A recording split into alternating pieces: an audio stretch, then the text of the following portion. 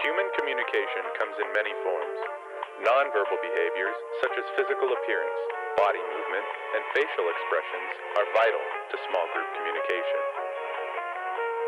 Members of a new group react to each other's appearances long before they begin to judge each other's expertise and competence. The judgments may or may not be correct, but they are formed initially from nonverbal communication that cannot be concealed, such as race, sex, physique, and mode of dress. Proxemics studies the use of space and territory between and among people. Every person has their own personal bubble, or distance that they feel comfortable with someone standing or talking to them from. While some people may be fine with a stranger sitting very close to them, others feel it as an invasion of their personal space. Oftentimes, the person who feels their personal space is being invaded will just get up and leave.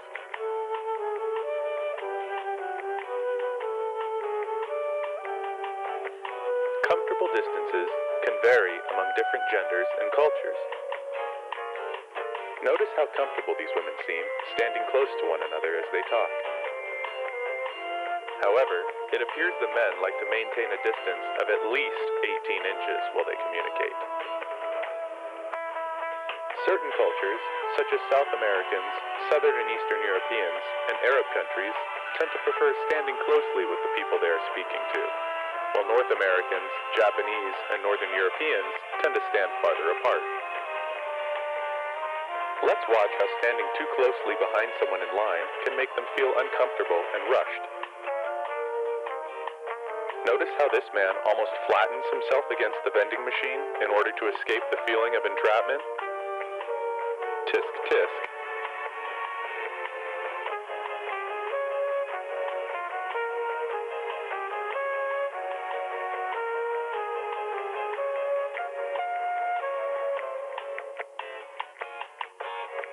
Careful, Jan. Don't get too close.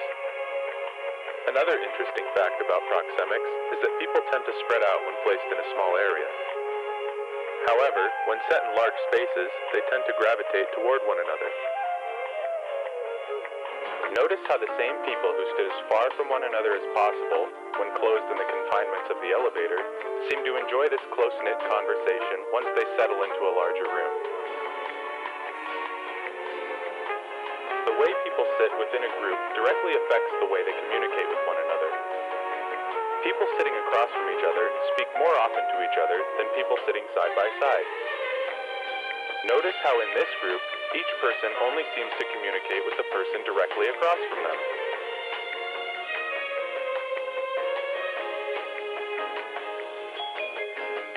Proxemics teaches us that when groups sit in a circular fashion, conversation can more equally flow amongst the members.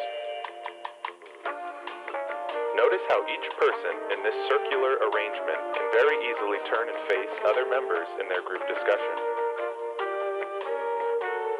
Makes you wonder what they're talking about.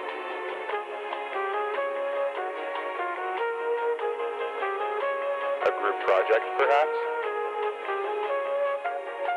When groups make collective decisions, members tend to sit closer to one another, making them more persuasive and credible.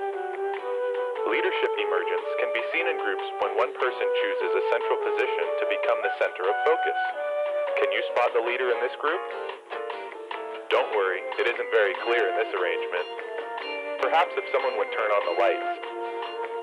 Notice how the group is not paying much attention to any one person.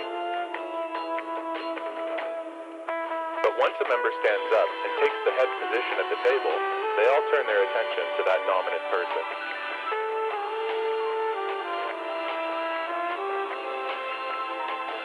Also, a person's status level can dictate whether a group will pay attention to them when they speak. It looks like John's already off to a bad start.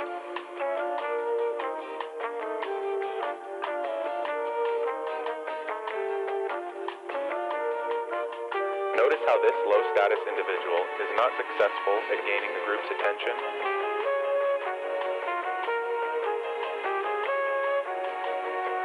Let's see what happens when the status of this individual changes from low to high. Notice how a person with high status gains the attention of the group with much more ease. Remember, proxemics is an important component when communicating in groups. The next time you find yourself in a group situation, remember these examples and you will surely be rewarded.